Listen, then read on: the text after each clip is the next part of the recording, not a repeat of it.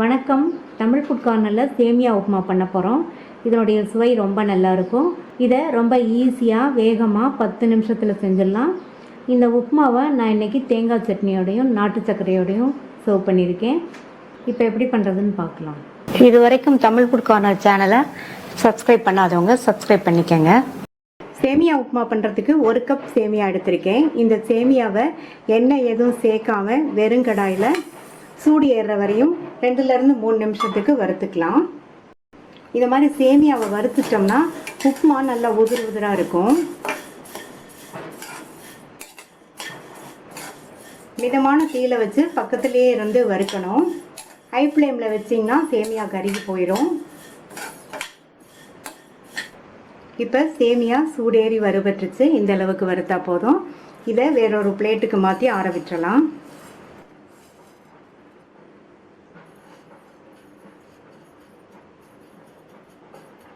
இந்த பேனில் 1 table spoon கடலெண்ணெய் சேர்க்குறேன். கடலெண்ணெய் சேர்த்து பண்ணோம்னா உப்புமா ரொம்ப சுவையாக இருக்கும். நீங்கள் விருப்பப்பட்டால் சேர்த்துக்கங்க, இல்லைன்னா நீங்கள் விருப்பப்பட்ட குக்கிங் ஆயில் சேர்த்துக்கங்க.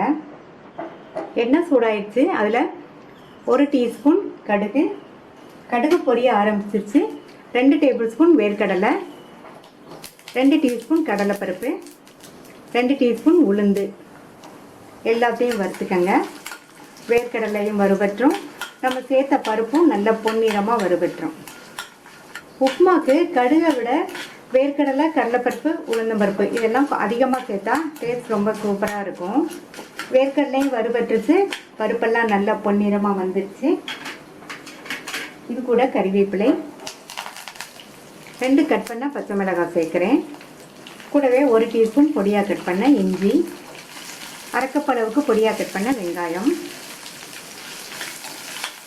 நம்ம சேர்த்த வெங்காயம் வதங்கி கண்ணாடி பதம் வரட்டும். வெங்காயம் வதங்கி கண்ணாடி பதம் வந்துடுச்சு. நம்ம இந்த கப்பில் 1 கப் சேமியா எடுத்தோம். இதில் 1.25 கப்பு தண்ணி சேர்த்துக்கலாம். சேமியா எதில் அளக்குறீங்களோ அதுலேயே தண்ணியையும் அளந்துக்கங்க.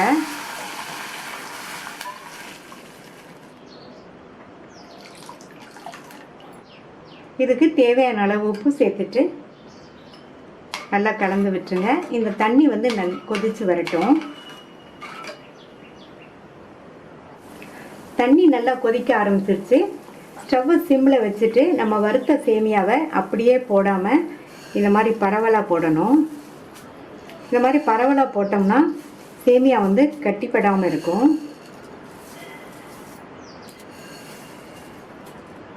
இப்போ ஸ்டவ்வோட தீயை கூட்டி வச்சுருங்க. மீடியம் ஃப்ளேமில் இருக்கட்டும். ஒரு 2 நிமிஷத்துக்கு இந்த மாதிரி கிண்டி கொடுப்போம். இப்போ 2 நிமிஷம் ஆச்சு. நம்ம சேர்த்த தண்ணியை ஓரளவு சேமியா இழுத்து வெந்திருக்கு. இன்னுமே நல்லா இந்த தண்ணியை இழுத்து வேகட்டும். இப்போ நம்ம சேர்த்த தண்ணியை ஆல்மோஸ்ட் சேமியா இழுத்து பாதி அளவுக்கு வெந்திருக்கு. இனி ஸ்டவ்வை சிம்மில் வச்சு மூடி வச்சுருங்க. மூடி போட்டு 5லேருந்து 6 நிமிஷத்துக்கு சிம்லையே வேகட்டும். இடையில ஓப்பன் பண்ணி பார்த்து கிண்டி விட்டுக்கோங்க. இப்போ 2 நிமிஷம் கிட்ட ஆச்சு. ஒரு தடவை ஓப்பன் பண்ணி பார்த்து நல்லா இந்த மாதிரி கிண்டி கொடுத்துட்டு மறுபடியும் மூடி வச்சுருங்க. மறுபடியும் 2 தடவை இடையில கிண்டி விட்டுக்கலாம். 5 நிமிஷம் ஆச்சு. சேமியா நல்லா சாஃப்டாக வெந்துருச்சு. அடுத்து இதில் 2 டீஸ்பூன் தேங்காய் எண்ணெய் சேர்க்குறேன். இந்த மாதிரி கடைசியில் தேங்காய் எண்ணெய் சேர்த்தோம்னா உப்புமா நல்லா வாசனையாக இருக்கும். மறுபடியும் நல்லா ஒரு தடவை கலந்து விட்டுட்டு மூடி வச்சிடலாம். மூடி வச்சுட்டு ஸ்டவ்வை ஆஃப் பண்ணிடுங்க. ஒரு 2 நிமிஷத்துக்கு இருக்கட்டும். 2 நிமிஷமாச்சு. உப்புமா பார்த்திங்கன்னா நல்லா உதிராக இருக்குது. ஆறுச்சுன்னா இன்னுமே உதிராக இருக்கும். சுவையான நல்ல உதிரான சேமியா உப்புமா ரெடி ஆயிடுச்சு. இதை பிரேக்ஃபாஸ்ட்டாவோ அல்லது டின்னராகவோ சாப்பிட்டுக்கலாம். ட்ரை பண்ணி பார்த்துட்டு உங்கள் கமெண்ட்ஸை சொல்லுங்கள். தேங்க்யூ.